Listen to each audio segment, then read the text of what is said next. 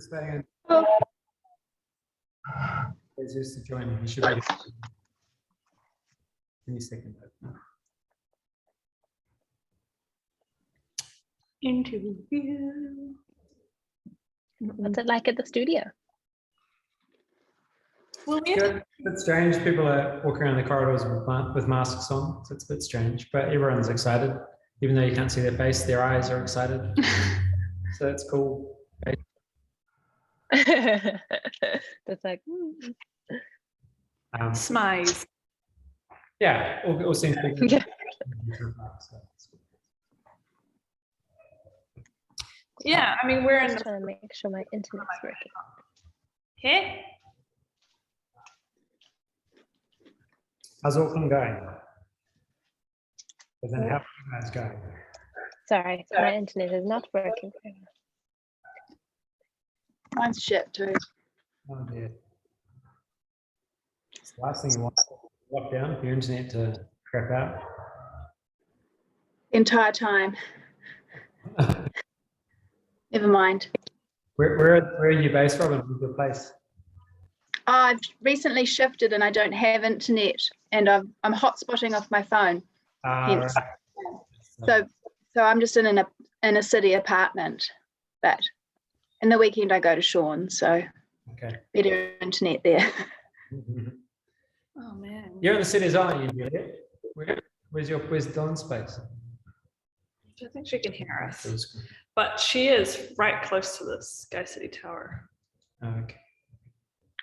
Juliet, has she moved up here, or temporary? Well, To be confirmed. She's doing a trial run currently with her It's to level 3. partner. Well, it's an intense trial run. Aponte! Yes. Hola.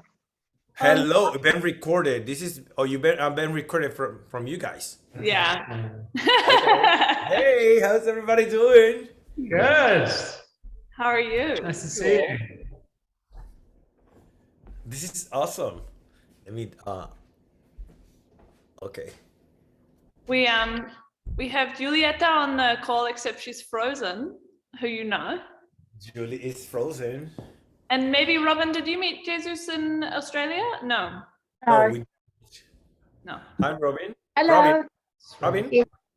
Nice Robin. meeting nice meeting you, Jesus. And Kasia is also you. here. Right here. And Catherine. Yeah. Yeah, meet Catherine.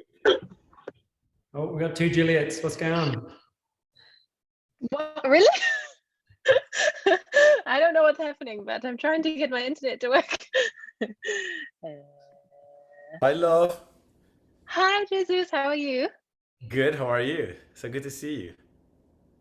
Nice to see you. Good. Hey, Good. what's up? So you had The classes internet is tonight? not working. Yes, I just came back home and I cooked right away. Do you know why the internet? And then I was teaching, I cooked, I ate. What did you cook? I did some pork with mushrooms and honey barbecue sauce. And there was some rice that Joel made yesterday. So I gave him the rice and I had some salad, arugula with tomatoes and hazelnuts maybe, or walnuts? No, hazelnuts. Yeah.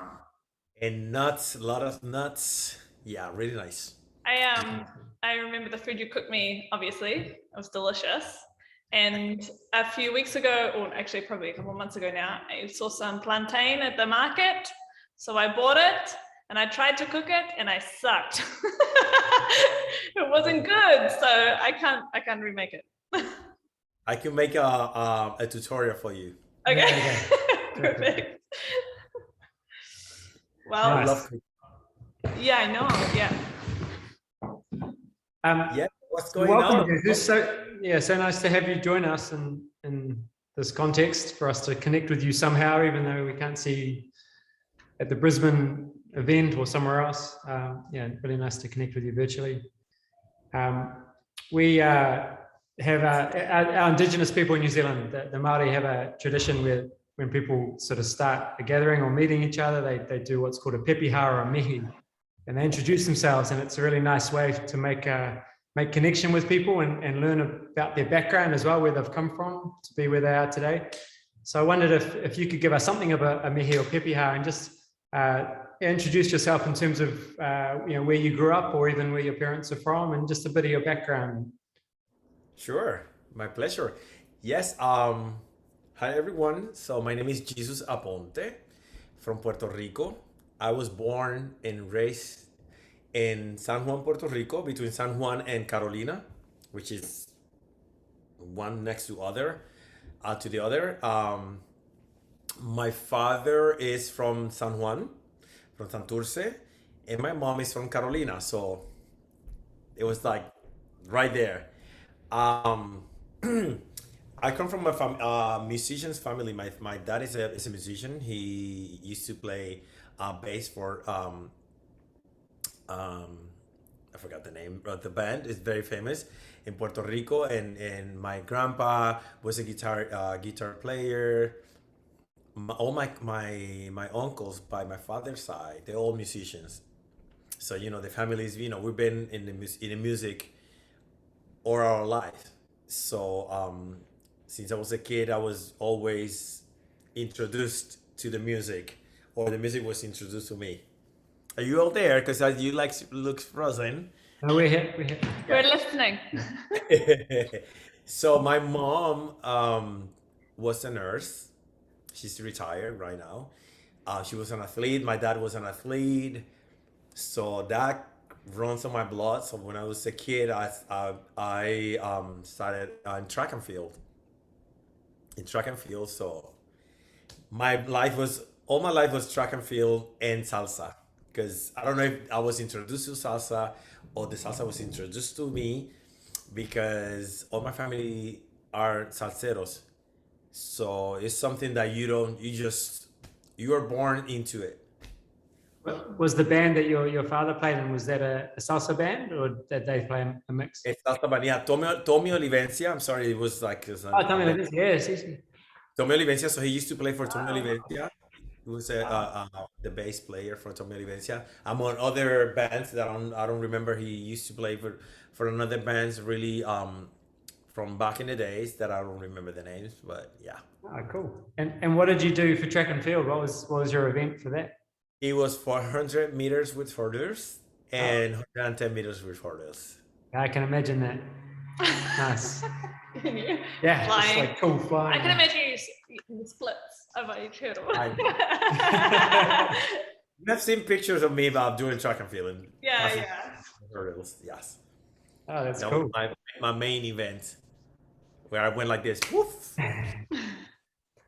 And when did you move to New York City? When did that happen?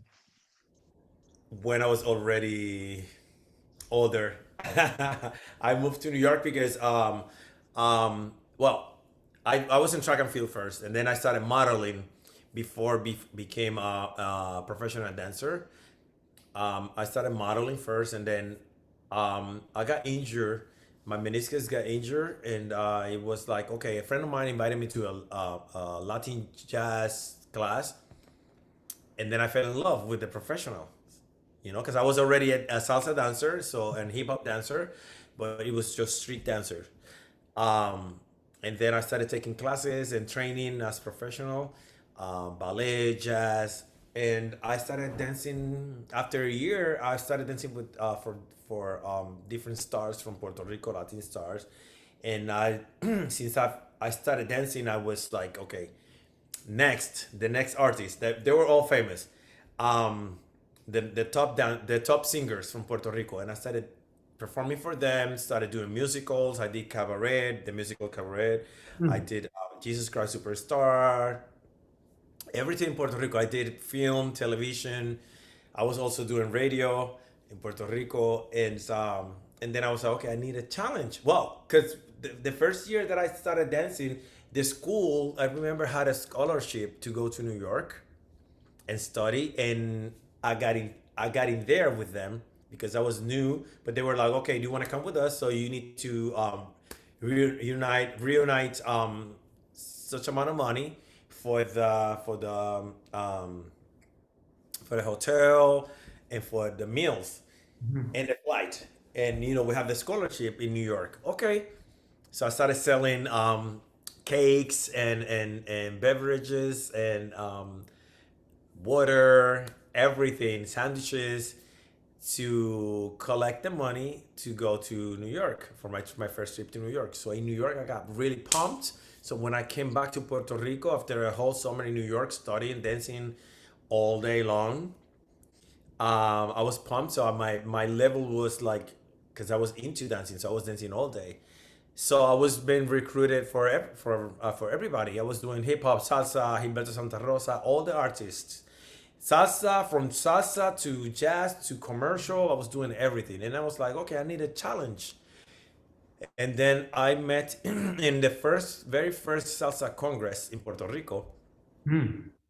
I was invited to perform with my dance partner at the time, but we were offered to perform, but they were offering, okay, we were making money. It was our business. So they invited us to perform, and we said, so how much you guys are going to pay us? And they said, no, it's free because it's the very first salsa congress. And we said no. And anyway, so I went to the congress anyways because all my friends were performing. And over there, one of my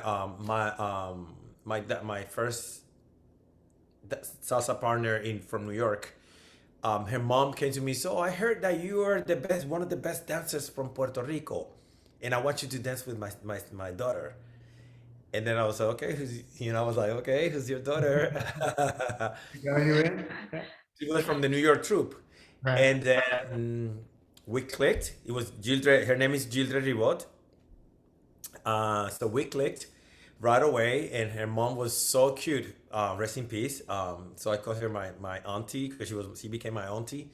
She took care of me in New York, and then I was like, okay, so let me try New York. And then she was like, you come to my house, don't worry. So we started practicing. I created a group, Jhesus Aponte and the Salsor Latino dancers, which is salsa with flavor. And because I was offered to go also to Italy, but then I was like, okay, so how much you gonna pay me? They were always like crying. I was like, oh my God, why you guys are crying? This is my business, because I was already dancing commercially. Yeah. So I was one of the highest paid in Puerto Rico as a professional dancer. And I was like, why I should be doing salsa for free? Yeah, fair enough. To teach, and I was like, okay, no. And then my dad and my mom was like, you know what, you need to start doing something. They're calling you to go overseas, and you need to go there. So what, they had to pay me something because I learned the business. So I didn't know better. I was like, I'm not gonna dance for free because I didn't learn to dance for free. I learned to get paid. That was my training. So I was like, I didn't know how to deal with this. And I was like, you know what? Okay, so I make them my offer. I say, okay, so you do a tour for me, as you mentioned, but we need to get this. I need to get this amount of pay so I can pay my dancers as well. And so I started going. I went to Italy. They took me. Carlitos. His name was Carlitos. He took me to Italy, and I did a whole month of tour, and I never stopped in the salsa. I didn't do the tour. There was a Bacardi tour with all the dancers from Puerto Rico, LA, New York. I wasn't in that tour because I didn't dance for free, so I didn't get the piece of the cake of the Bacardi going on tour with all of them. But I was okay. I was like, because I was still doing my thing. And then I was growing in Italy, and then I started traveling the world. I came in New York. I was still going on tour with not just with my group. I was also going with Gildred, and then I met Marielis Molina. I mean, I saw her in Puerto Rico that year, the first year, because I saw everyone performing. I was like, who's that girl? Oh my God, I fell in love because she wasn't dancing on any timing. They were dancing from Venezuela, and every single timing. But when I see talent, you know. And so one time, one day I was teaching at Broadway Center in New York, because I started teaching in New York. It was in 1998. So I started teaching at Broadway Center. She showed up to take classes, and she by my door, and she was like, I was like, I know you. She was like, come to my class. And she was like, no, I don't know how to dance on two. I was like, come to my class, come to my class. And I invited her to my class, and I started training her to dance on two. And then we became world salsa champions. And then everyone thought that I was from New York, but I was not dancing New York style. I was dancing Puerto Rico style, which is not much of a difference, but who knows. Yeah. Actually, we've got a question on that, because we'd love to hear you talk about that in terms of the differences between New York and Puerto Rican style. How would you describe those? Well, it depends who's teaching. Okay, so there's not such a thing as a New York style, but now we know people that dance on two or dance mambo. They call it mambo, which is mambo is another type of music. Salsa since the 70s, all the mix up of the son cubano, maybe mambo, and among other rhythms, Caribbean rhythms. It was called salsa. So in Puerto Rico, the two for the girls are back, Mhm. and for the guys are four is in front. Okay, so but some people teach Puerto Rico, like for example in Italy or Spain, some people teach it the same way that you learn that the girls are on two forward and the guys are on two back, and they call it Puerto Rico. Okay, so that's why there's not much a difference. It's just a name. But Puerto Rico, um, we are known for like the girls breaking back on two, and the guys that people that dance on two, because there's people that dance on one and people that dance on two, three, four, five, six, seven, or eight. It doesn't matter. So back in the days, we used to dance on four and eight, which is the same as the two on six. It's the same thing. The only thing is with the bass, and it's the same flavor, same cadence. A lot of people don't know that because they have.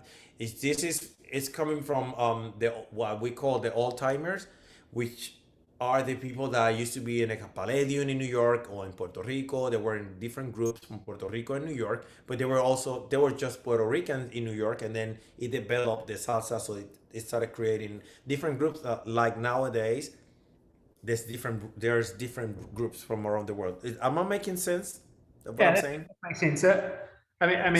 It seems like from our perspective, traveling and seeing the world on social media and everything, that there has been quite a cross-pollination of styles and different styles that are associated with the place, blended with others. But did you find when you first started going to New York City, do you recall that there were particular differences back then with the Puerto Rican and New York styles, or was already the cross-pollination happening?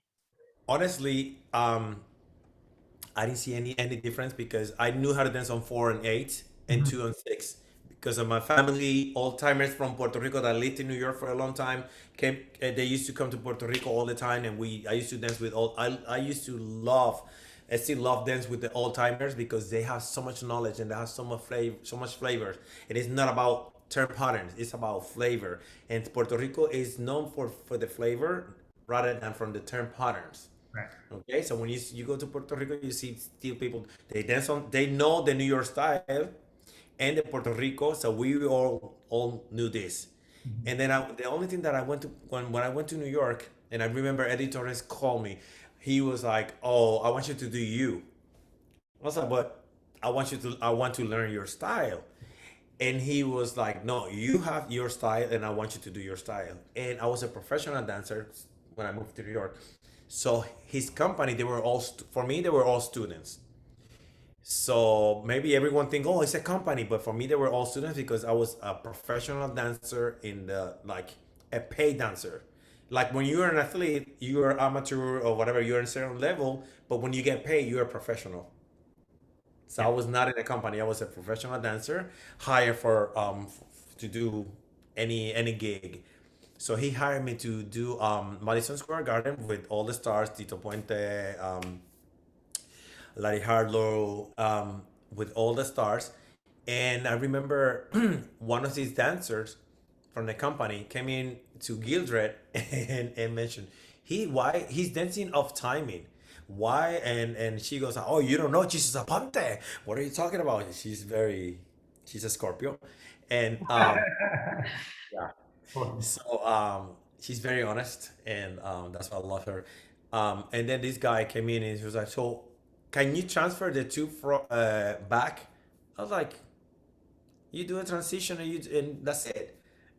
And I was showing them the way that we dance in Puerto Rico. Even though there's some of them were Puerto Ricans, but they were New Yorkers. So they grew up and learning directly from editores. So they didn't know better than that.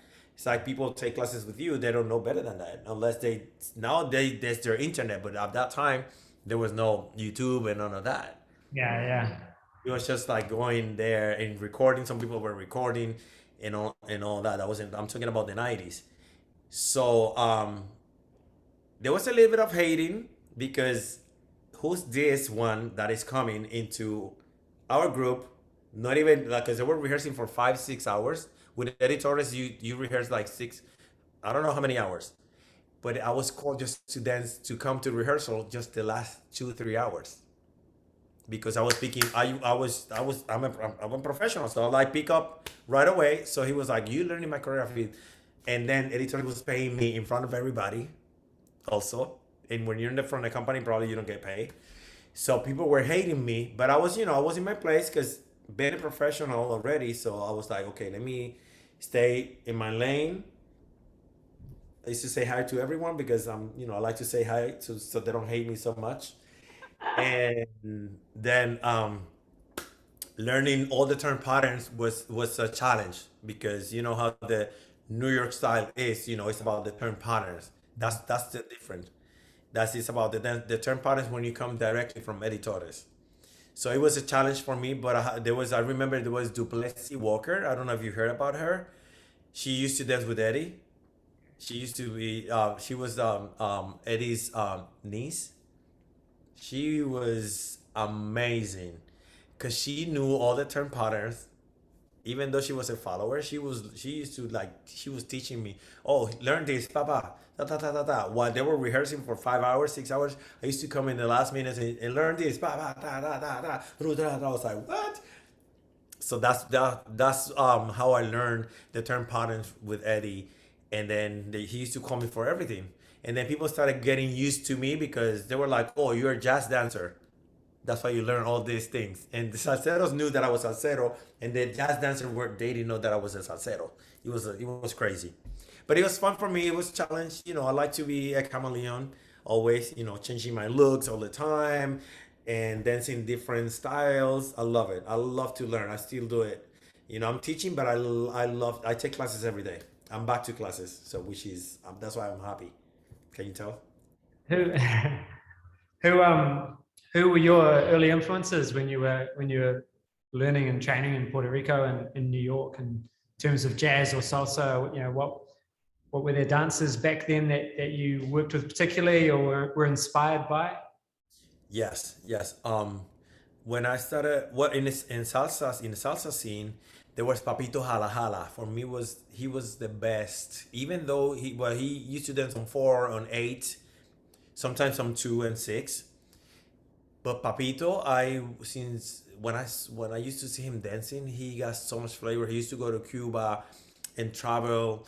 He started going to Italy before all of us. So he was I don't know, like in salsa. I used to see him when I was like 10 years old, and I was like in awe. And he was very famous with the flavor. And he was Tito Orto's teacher, main teacher. But I used to love Papito, even though we used to fight all the time. We used to respect each other. But I loved that I had the opportunity also to dance with the company. I was never in a company. I have my own company, but I was never in a company. But I was guest, like editores dancers. I was guest for editores dancers.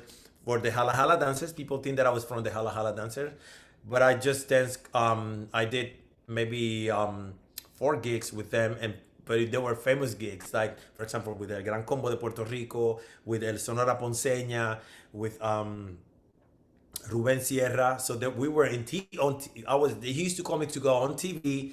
Oh, come, we're going to New York on tour with El Gran Combo. Come. So I used to learn the choreography last minute, always calling me last minute to learn choreographies for El Gran Combo, Sonora Ponceña. So I did all the anniversaries with him. So he was since I was and I got the opportunity to dance with him when I was already like maybe 20.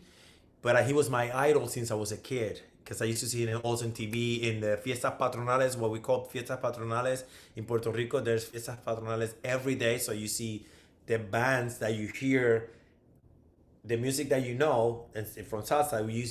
I used to live with that life, still do. When I go to Puerto Rico, I have all the bands in Puerto Rico for free. You know, sometimes we take it for granted, but I was raised and I grew up with these bands since I was a kid.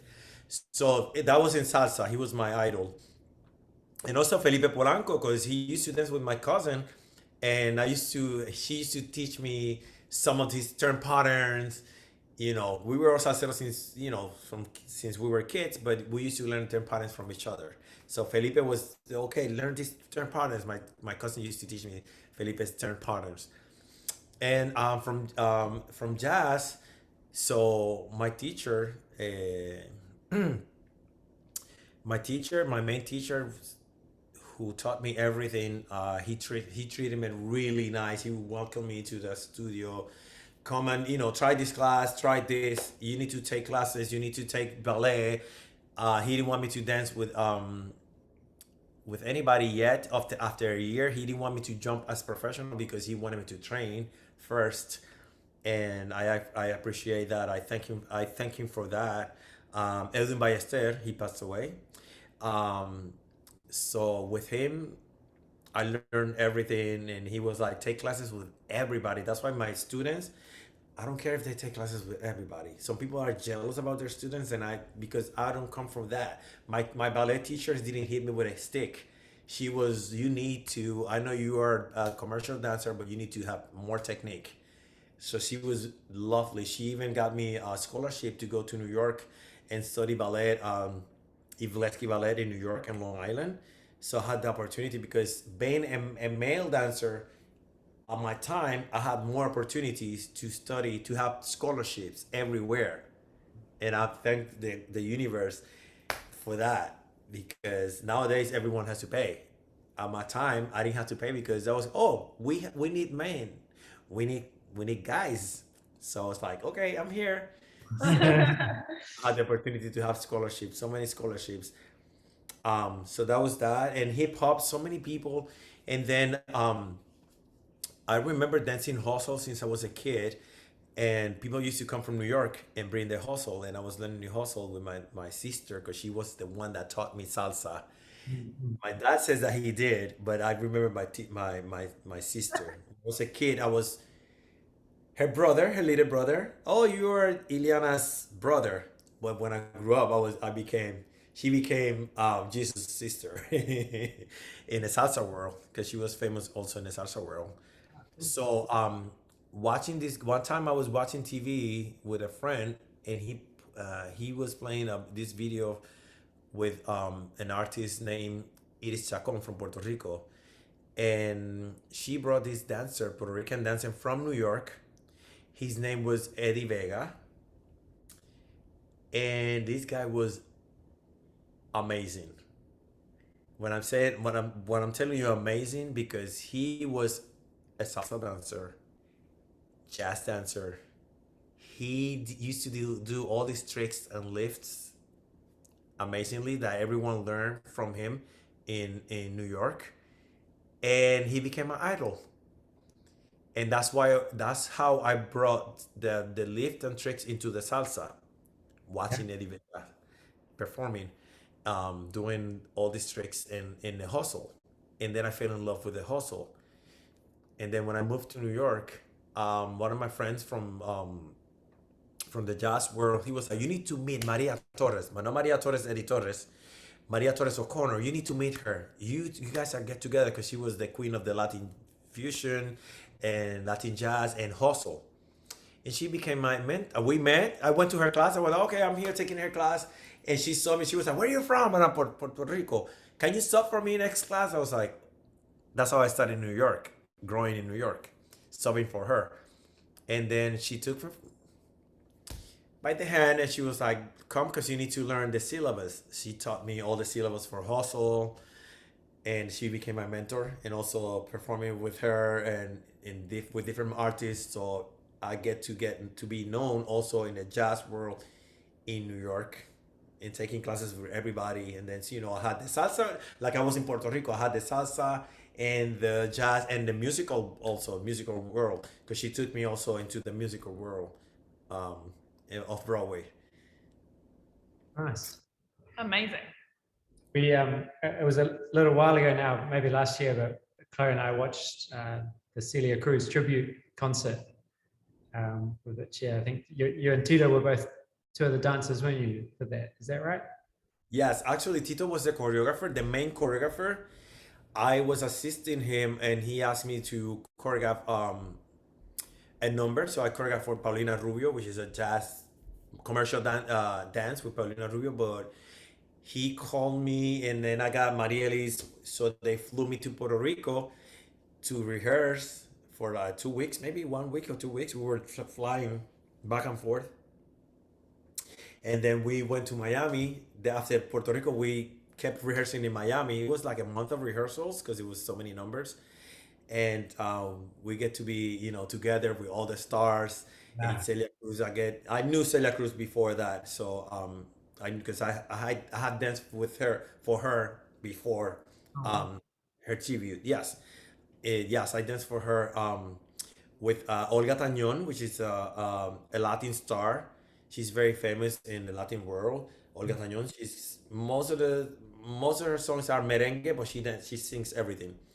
So we got to dance for Celia Cruz, and then she was still younger than when we did the tribute to Celia Cruz. And then in the tribute to Celia Cruz was a pleasure to really get closer again with her, because maybe the time that I danced with her for her, we were not close because we were like just we were just dancers, learn the choreography, we dance, yeah, hi, bye. In the tribute, we got the opportunity to hang out also with Marc Anthony, with El Canario that I knew and I had danced with him before. So we were like, after rehearsal, we used to go to South Beach and hang out. Let's have a drink. Marc Anthony with us. We were like, okay, like shoulder to shoulder, drinking and dancing. It was amazing. That gig was amazing. I still see it, and I repost it some from time to time because people still see me and say, "Oh, that's you in the Celia Cruz." Oh my God! And I was like, it's been so many years, and it's still something fresh for us. Really beautiful, really beautiful. Yeah. And are there any other experiences in that time period when you're particularly based in New York City that stand out for you? Is there anything else that you're a part of either as a commercial dancer or a salsa dancer? Yeah, well, as a salsa dancer, because I did Gilberto Santa Rosa, I danced for him for like 12, 14 years. And when I was still living in Puerto Rico, I went to New York to choreograph for him at the legendary Carnegie Hall Music Hall for the Carnegie. It's a legendary place. That was his first concert that is recorded live. He made an album, so I got the opportunity to choreograph for him. But I was still in Puerto Rico, so then I started playing with New York. And in New York, I did with musicals. I did. I was not doing much salsa unless when editores used to call me, because not with the New Yorkers, because I was still in connection with I was been in connection with Puerto Rico. I used to choreograph for Victor Manuel, so they used to fly me to Puerto Rico, and then to dance with him in New York at the Madison Square Garden. Wow. And yes, I did that with I did that with him since before I moved to New York. I did Madison Square Garden with Papito Hala Hala, the one that I mentioned, with El Gran Combo for their anniversary. One of their so I did like 3 anniversaries for El Gran Combo. For Sonora Ponceña, I also performed at the Madison Square Garden. So I had the experience before I moved to New York, dancing in New York. Because I used to dance with a lot of stars, Latin stars. So I used to go to New York and perform. But I never wanted to live in New York because I was doing so many things in Puerto Rico at that time. And then in New York, oh yeah, dancing for Michael Jackson, and in New York. So many New York. I lived in New York for 12 years. It was amazing. I had an amazing time living in New York. I still miss New York. And you see, New York calls me all the time. That's how I moving from Italy to Los Angeles. I get a call to go to New York and to shoot in the Heights. I don't Yes, know if it's already over there. it is. So Eddie Torres Jr. was like, "Where are you? Can you be here on Monday?" Like, I'm there. So Yeah, we booked out a picture theater, and our team had a private viewing of In the Heights a couple of months ago. It was awesome. Really loved it. Yeah. thank you. I'm glad that you liked it because everyone should see that movie. Um, I loved working, rehearsing with all the salsero stars that you know. Because Karel Flores was there. She couldn't shoot the movie because she had another gig. But she was rehearsing. We were rehearsing together. Grisel Ponce, she got injured shooting the club scene. That I was like, "Can you spot me in the club scene?" Remember, she was behind me and she got tangled and on her pants because she was Griselle. Grisel, yeah, she was complaining about her pants with the wardrobe people, and they were like they didn't pay no mind to her.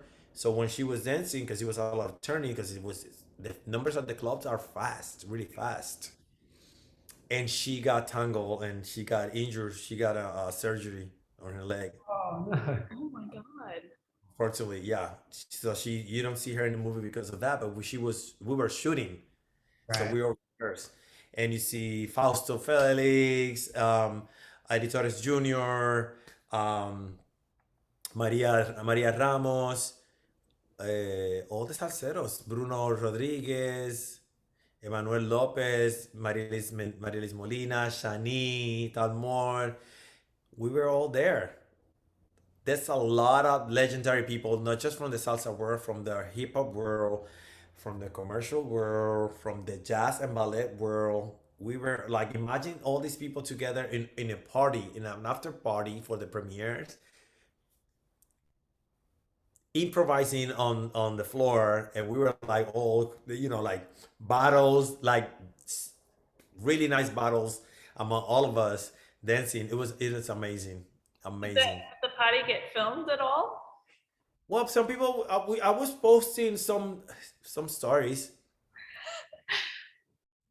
I don't know. Sometimes I suppose yeah, probably there around because I was dancing. We were dancing. I was actually the last party. I sat down and I was because I got there early because I was hungry. So after the movie theater, we saw the premiere for the dancers, just for the dancers, and because we had 3 premieres, one from the main stars, the second one was for the dancers and the some of the stars, actually the main stars, but not everyone was there, and the third one was just for the dancers, and um, we got there. I was at the restaurant, so I was hungry. I was let me eat because it was in a Latino restaurant, and everyone started to get there. And while I was having my dinner, Shani is dancing with Ismael Otero and salsa. And I was like, I want to jump, but I can't, like, because it was a salsa time.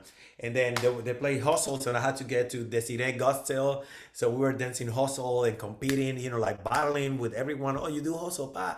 There's the walkers, the voguers, the contortionists, the people that you see in the pool that doing this. I was like, oh my God, I get to know all these people. They're stars.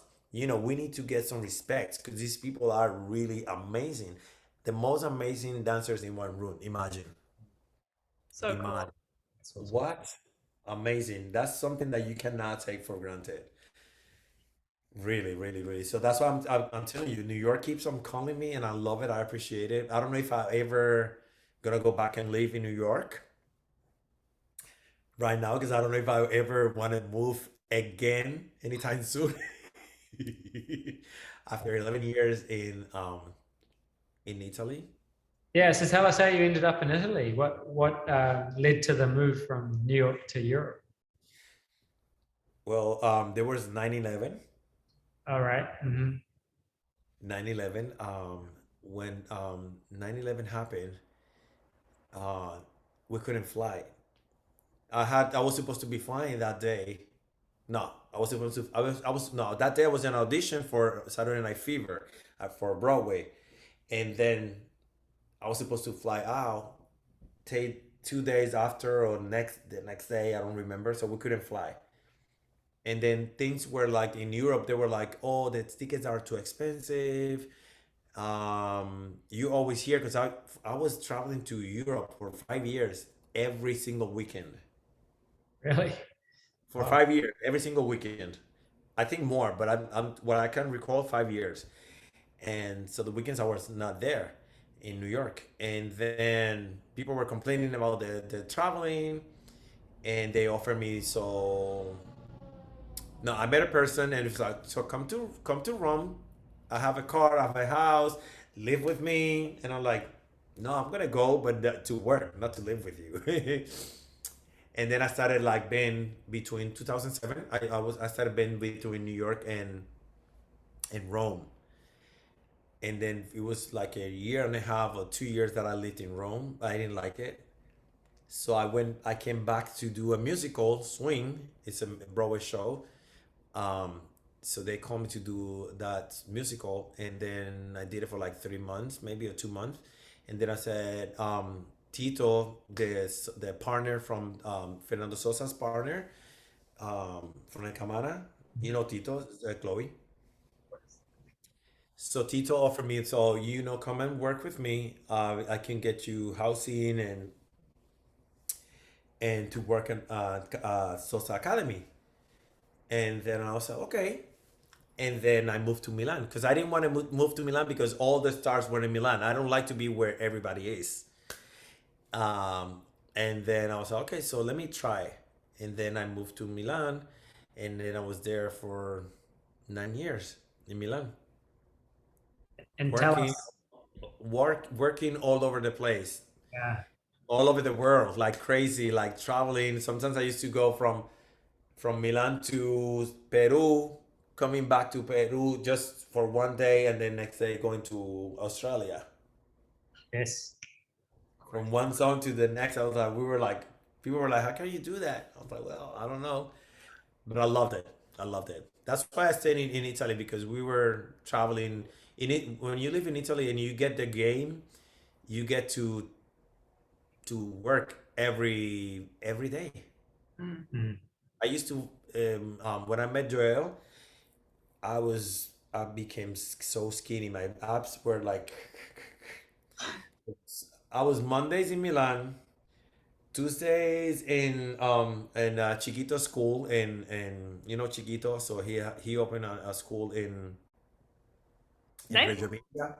In Reggio Emilia, so traveling on train to travel Reggio Emilia for one to teach at night, and the next day getting the train to go to the airport or to travel in train to go down to Naples or flying to Naples, and then going to Rome to see Joel for one day, and then next day it was Friday already to go anywhere around the world, coming back on Monday to again start working. You Wow. know, Yeah. It's great. we come like this because you train, dance, and you teach, you perform. Yeah. That's why sometimes people are like, "Oh, you don't want to dance?" I was like, "Man, they don't know my life." I love to dance, but I need to save some energy for my traveling and be ready for my shows because my shows were not easy, not just salsa. Doing tricks and lift, I needed to be in shape. For me, it was really a, a culture shock, I guess, how normal it was for you to, or everyone, to go to the airport or to travel every other day to another town or to teach one place one night and then a totally different town 6 hours away the next night. It was a culture shock for sure. I know you were like, I don't understand. They speak to me in Italian. I don't understand. I'm like, talk to them in English or forget it. They need to learn. He was crazy and rehearsing. I remember Chloe. She came to Milan Yeah. and she was rehearsing so many hours. She's white. She was yellow, yellow, yellow. And then I was like, she comes to take classes with me, and I'm like, girl, this is not healthy. You need to eat well. You need to have some vitamins, and you need to train not just as a dancer. You need to strengthen your body. Oh God, he took me to bloody She was on my CrossFit. shoulder. Remember, you were complaining about your shoulder. I was like, don't worry, you're gonna become stronger. Yeah, yeah. Didn't you? That was amazing, but also hell. I was like, she said, She's very powerful. huh? Be proud of her now. She's very powerful. She can. She's very powerful, but she was like, when I saw her, she was like, you need to eat well, first of all, you need to sleep, and you need to train as a athlete because we are athletes. Boy, I'm telling you, I got videos. I still got videos. She's behind me. Boom, boom, powerful, bah, boom, with the weights, boom, bah, and dancing. I was like, oh my God. She became a monster. Amazing. So tell us a little bit more about your time with Chloe and how you found working with her. I just want to say that hearing more of your history and everything you've done, I can't believe you had the time of day for me, to be honest. It was amazing opportunity. You can believe what? That you had the time for me, that you spent so much time and invested so much. It's amazing. Oh, it was lovely. Let me tell you something. You're very disciplined and a sweet girl. One of the sweetest girls that I've met, you know, in my life. And your energy is very positive and I loved it. I loved you. I loved working with you. And I'm glad that we had to spend some time together. Joel went to Colombia and he couldn't come back. And Chloe was gonna stay longer, and he said, "You know what? Chloe can stay with you." And then also, you know what? Because I don't like to share. I don't like to live with anybody. And because your energy was amazing, and you're so I don't know, you're so like you go with the flow. You're like, let's go. Okay, okay. It's weird when she said I'm tired, or like okay, I'm tired, but let's go, or like okay, whatever. And it was a pleasure for me to have you, under my wing, not just training, at home also. Like oh, because I love to cook. If I don't cook, let's go to the restaurant. And training, and because you were following the discipline, which I like. I like to be around people that are very disciplined. Not strict because I'm not strict, but I like the discipline, and that gave me some motivation as well. Like we were like, okay, let's do the costume. Okay, Oh me yeah, fall- I made him me so. falling asleep, me like this. More stones. Oh my God. I used to get up in the morning. Good morning, Chloe. Are you awake? Stones again. Yeah. Yes. Yes, So when I I was introduced to salsa through my cousin. She lived in Melbourne. She's a dancer in Melbourne, and for I think a couple of years actually, she went across to Puerto Rico and the Salsa Congress there. And it would have been the early 2000s that she was there and dancing. Who's your cousin? Her name's Sarah, and she brought a group from Melbourne, Australia, across, and I remember her talking about you actually, and some of her dancers had privates with you in Puerto Rico when they were there, and Sarah just idolized you. She really loved you. She showed me some videos of you and Tito particularly, and yeah, it was just it was really nice. Well, it was a very yeah. It was well before you connected with Chloe. I was in New York City in 2008, so I went to New York for a couple of months to just immerse myself in the salsa scene there and learn as much as I could and experience New York over summer. And I was at a club, I can't remember where, and you walked in at some point in the night, and I recognized you from my cousin's videos. So yeah, I remember that moment when you walked in and being a bit starstruck. Yeah, and then for you and Chloe to connect and dance as you did and become really close friends is really beautiful. Just came full circle. It was really nice. Small world. Yeah. Totally. Wow. Amazing. What club was that? It's Copacabana. Maybe Copacabana. It would have been 2008, the summer of 2008. I don't know. I went to all the socials I could. I tried to experience as much as possible. Yeah, I used to go some of the socials from time to time, Sundays. But in New York, because every time New York became like Puerto Rico. Every time that I used to come back, so Melanie Torres, which is one of the editor's daughters, she used to be the director for the dancers at the Copacabana. So she took me as well. I used to go to Copacabana and not perform, but we were like the Cabana dancers and the Copa girls and the Cabana dancers. So they used to dance partnering, and they used to put me by myself. They're not by himself. I was like taking out my shirt, so I became like the salsa stripper at the Copacabana. Oh my God, I don't remember that. What's that? Unfortunately. He doesn't remember. I don't remember that, unfortunately. Oh, okay. No, because I used to go to the club because I had to work. Because getting into the club all the time for me has always been like crazy because I have to dance or teach or do something next day. So Joel love to go to out dancing, and I'm like, again. Get up really early, so you make sure that you're here home before 2 o'clock in the morning.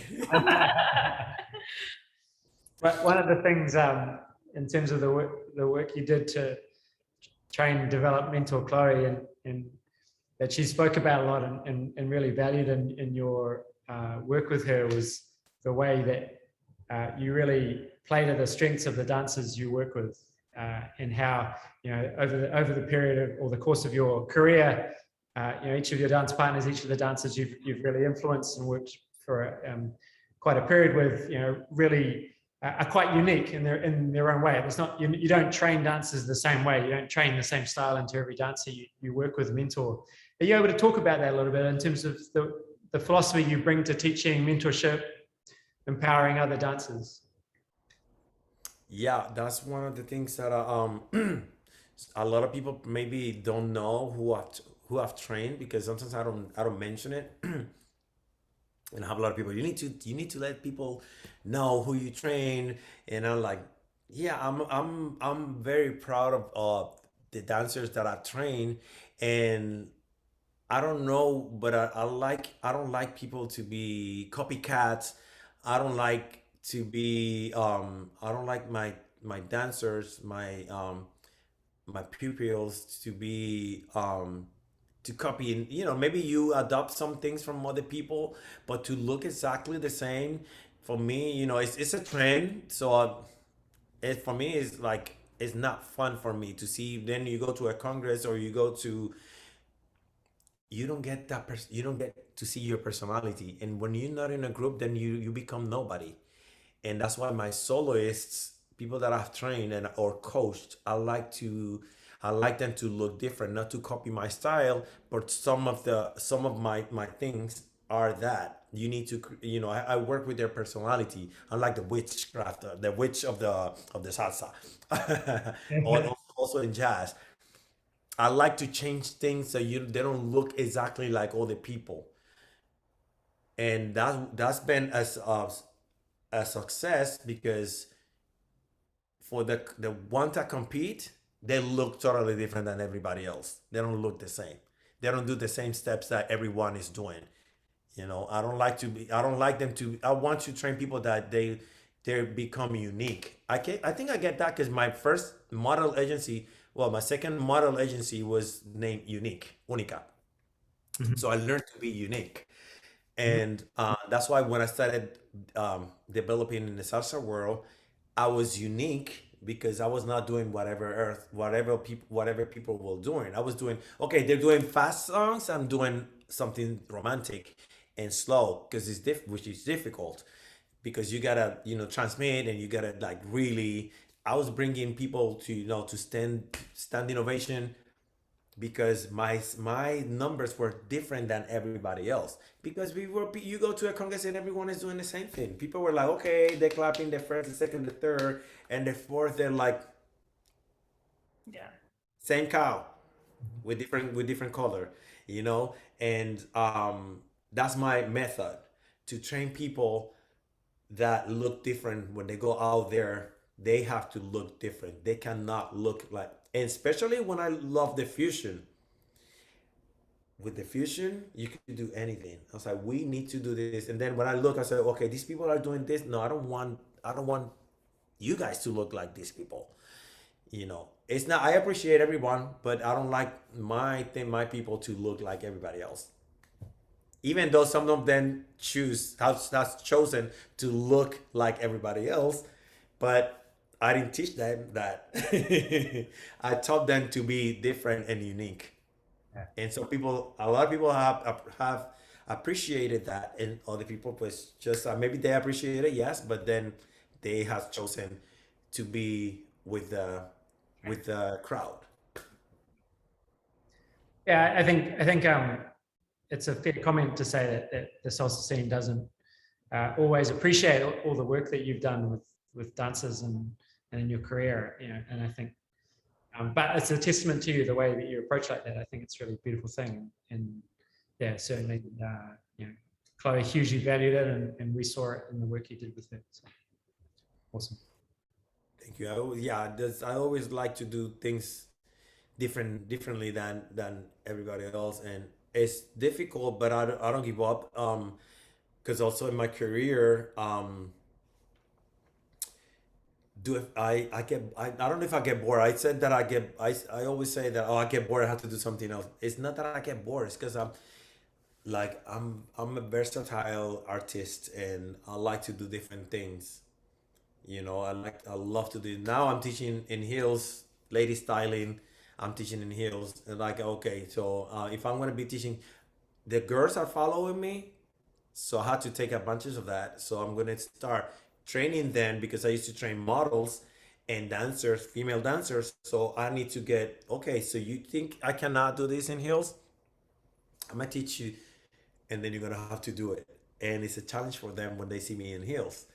Especially with my first classes, I was training myself to dance in pumps, like 6 inches pumps. I was like dying, but I was like, I need to get stronger. And now the heels are like sneakers.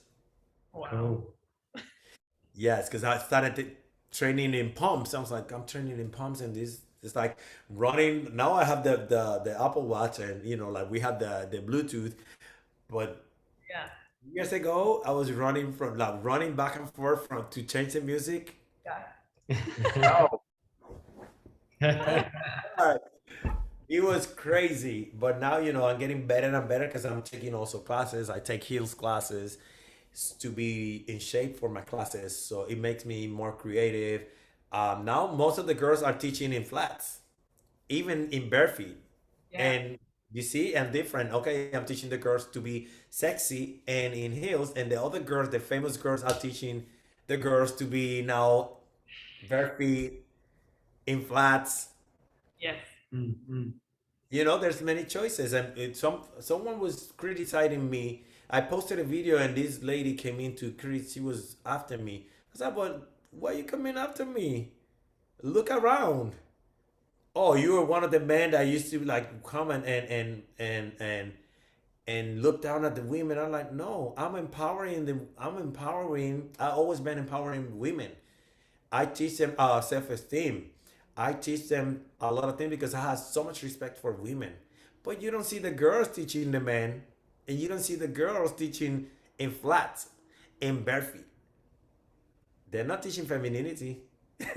Well, maybe they are, but different way.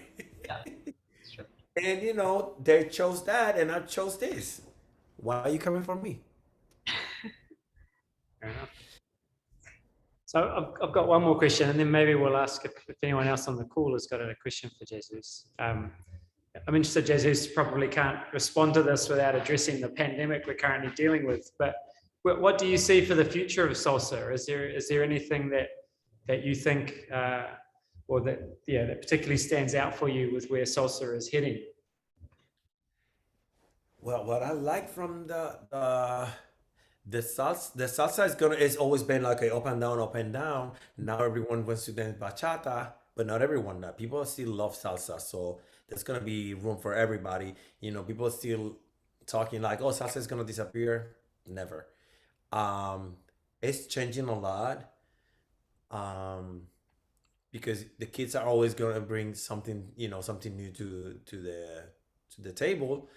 They're learning different things. Some of the things I don't like, sometimes they look like some of them look that they're dancing off timing and too much interpretation, but there's a lot of them that are doing a great job, and I love it. I appreciate it, and I would love to do collaboration with the new kids as well. And what I like that before they used to say, "Oh, you have to be skinny. To be a dancer. You have to be skinny. You have to be this and that," and that's not true. There's still so many space for a lot of people. Joelle has a dance partner that she's a curvy girl. She's amazing, amazing. Yeah. And so now you don't see them. Not everyone has to be skinny. I'm skinny because I've been skinny all my life. So, but I appreciate also people with curves and people with, mass that are dancing really strong. They're really strong. What's their name? The two brothers, Brandon, um, Brandon, Brandon and yes, they are doing a great job, dancing, bringing a lot of flavor. And it reminded me like Puerto Rico, the Mexicans are doing amazing. I'm gonna go to Mexico in 2 weeks, and I'm like, oh my God, because their Mexicans are dancing amazingly. Things are changing, but it depends. The pandemic has changed a lot of things. Also, they were changing before, but now it's becoming, because now other people have the opportunity to show off, to show what they have, while other people they don't have the opportunity. So these people are like, okay, while the pandemic, the kids were I learned this. I'm saying the kids, but I learned it, and I learned this, and I was doing the same thing, which is studying online. We were studying online. We never stopped training. We were training at home. Well, you guys were doing the same thing, because I saw Chloe. She was training at home. We were learning from the internet, and a lot of people are developing um, apps so you could study with them, face all the social networks, and people are still working around the world. People don't want to go out. They're still afraid to go out. So they are studying. So when everything opens, they're gonna be ready. And salsa is one of them. People are becoming more creative, and I love it. yeah, I cool. love it. Yeah. Besides some things that I see that are crazy, but yeah, we always gonna see that. Yeah. Does anybody have a question for Jesus, whether it's what we've chatted about, or to dive a bit deeper into anything he mentioned? I have a quick question. It's not a very deep question, just a very quick question. But Jesus, when you're performing, what's your favorite style of music or song to dance to? Do you like slow and romantic, or do you like fast and high energy? Or what is your favorite way to perform? Like slow and sexy, or high energy? Thanks for your question. I always loved well, I'm a romantic guy. I always love to perform.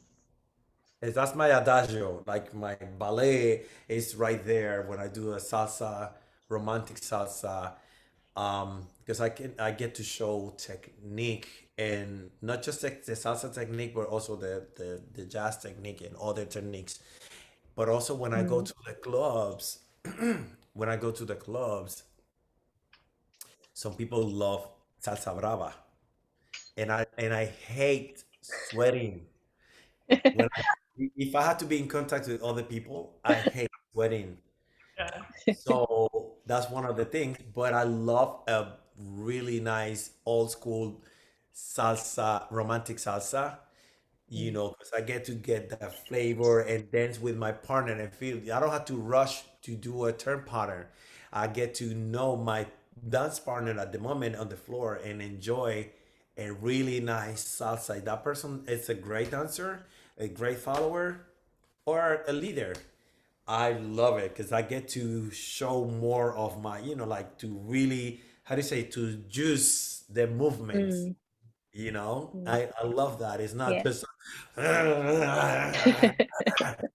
and then I just yeah, I do just one. Okay, dance. I then okay, flavor. Wow, one. If I'm in the club, but if I'm sweating for the second one, because sometimes I don't breathe when I'm dancing with someone. I don't breathe, and that makes me sweat. I like.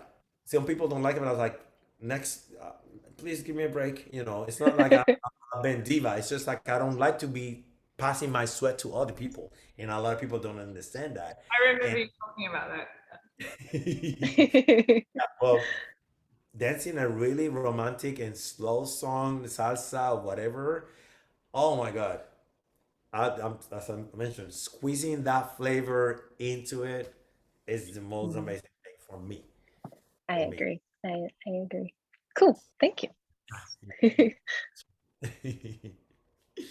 Anyone else? No? So can I ask a question? So how is it going for you? How you guys feeling uh, with these up and downs? Well, I think it's certainly been good and bad being in New Zealand, where we have relatively been very fortunate with the freedoms that we've maintained. At the moment, some of us are still in a lockdown. So our students who are Auckland-based, one of our big cities, is still in a pretty heavy lockdown at the moment. That just came about recently. But for the past year and a half, we've been very fortunate. Largely, there hasn't been any COVID in the community, and we've just been able to live normally. So we've been dancing, teaching class, just living and going to big concerts, big events. So we've been really lucky, but we are isolated. So we're just in our little bubble down in the South Pacific at the moment. So travel is very difficult. Getting in and out of the country is pretty much impossible at the moment. For a short period, we opened up to go to Australia and back, and now that's shut down and probably won't open for quite a while. So it's definitely been up and down. One of the things we love about salsa is connecting out to the community and being inspired, connecting with friends, going to events like the one in Brisbane. We had planned to do a big trip this year to go to the Urason competition in Mexico, and then go to Puerto Rico after that for a holiday. We had planned to ask you to come with us. We were going to get you to be our host in Puerto Rico. I don't know if we go around to talking to you about that, but that was our plan. Yeah. Obviously that's. If you go in July or December, I could go. Okay, good to know. Good to know. We started thinking about that, and then obviously everything went bad. But it's hard to foresee when that's going to be possible again, and that's maybe the toughest thing at the moment. In the school? the school's going really well. It's been a really nice community to be a part of and be able to lead and support and be supported by throughout everything. So Nice. yeah, so we've been doing online classes for the past month or so. We've started back in the studio tonight. We've got some classes going. They're quite relatively restricted at the moment, but we're hoping things will be back to pretty much normal in a couple of weeks. We're going to plan. So yeah, it's going pretty well. Yeah, it's going pretty well. We're missing having, the solos in Australia to work towards, those sort of big things. We have our own showcase that we've pushed out because of the level and the not being able to have events. So we pushed the date and we're still working towards things, but yeah, we do miss, especially that big push at the end of the year. A lot of our dancers go to Australia, but we have to find other things to get excited about. Yeah, but don't stop training. Don't stop, you know, being, it's difficult. It's just like difficult. We just got to push a little bit because we were like that at the beginning. The only thing that, Americans are crazy. So we were out all the time. I was never, maybe for a week, maybe I was in isolation, maybe. Right. Mm. Right. The rest, we were outside, I had masks and shields. It was crazy and scary. But then, because everyone was like doing whatever, they don't believe in COVID. They don't believe, no one was like, okay, they don't believe in vaccines. And I was like, oh my God, these people are crazy. So I guess in that craziness, so we were able to survive and we never stopped teaching, you know, Yeah.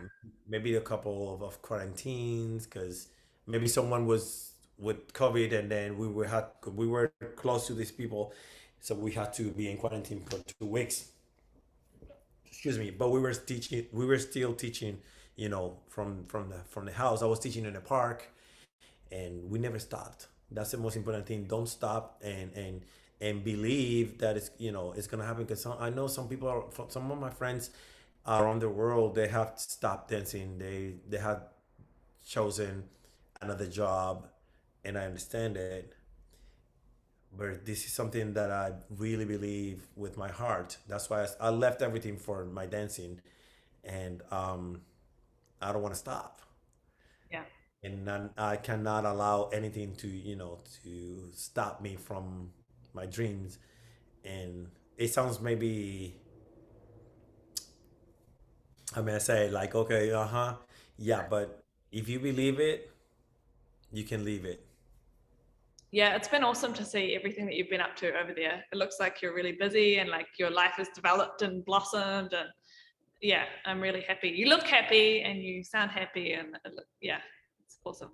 Yeah, it's crazy, but like I said, if you believe it, I'm in a new city where people think, oh, like if I stop to complain, nothing is gonna happen. So I'm making things happen. I was, during the pandemic, I was creating videos. I was like, okay, I need to, I chose two girls, and then I started creating drafts and doing, bringing at the end, because everyone couldn't be in the same room because people didn't want to be with them without the mask. So I had two girls with me all the time, and then creating and then developing, you know, other things.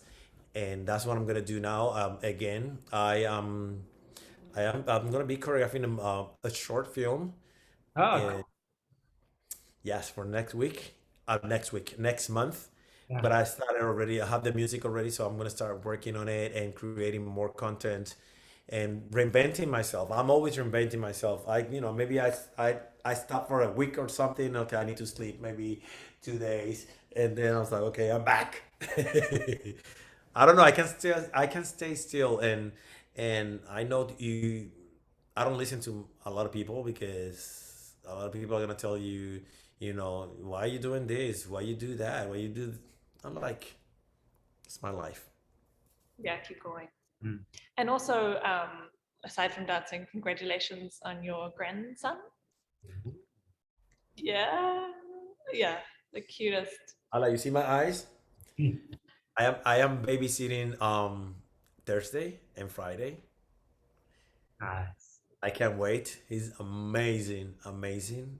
And because his mom is working and my son is going on tour. He's on tour with um, a singer, a legendary singer from Mexico, and he's on tour all over the United States. But they go on tour like in the weekends.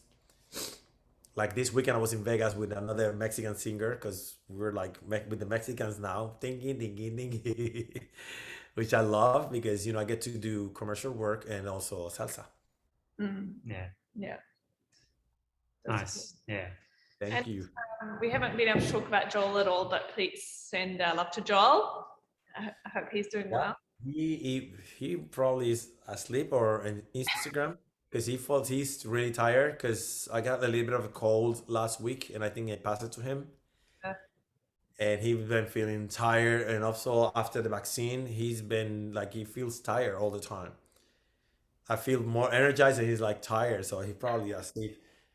No worries, Just no worry. Yeah, just send our love and say hello to him. I will. Well, appreciate it. Thank you. Say Thank you say so hi much to you, for your to time. your mom and then dad, Yeah, I will. the dog, and everyone. Yeah. Thank you so much. Thank you Yeah, for thank taking you the so time. much. It's 1 a.m. there, I know, 20 past 1 now. So. Yeah, my pleasure. It was lovely to see you and meet you, Robin and Catherine. I don't know where she is because I don't see her. Lovely to see you, Jacob and Chloe. Oh, right there. And Juliet. So I Thank can't you. wait. I can't wait to see you guys back in live. So anything I can help you out, like let me know. I'm here, Chloe. So yeah. Maybe we have to set up an online class with you, Jesus. Oh my God. Yes, Yes. Anytime. please. That would be so cool. Yeah, And we it's definitely, I hate it, but yeah, it's cool because when I see everyone doing different things, like it goes like I like, oh my God, like okay, I yeah, know okay. we just say, you okay? We look for thumbs. Okay. Because I was working throughout the pandemic, I was working with Charlene Rose. I don't know if you know Charlene Rose. She's a world salsa champion also. So we were teaching choreography online. And I also we started online and then also at the park. So we used to get together and it was like 30, 40 people. And you like, okay, now you what?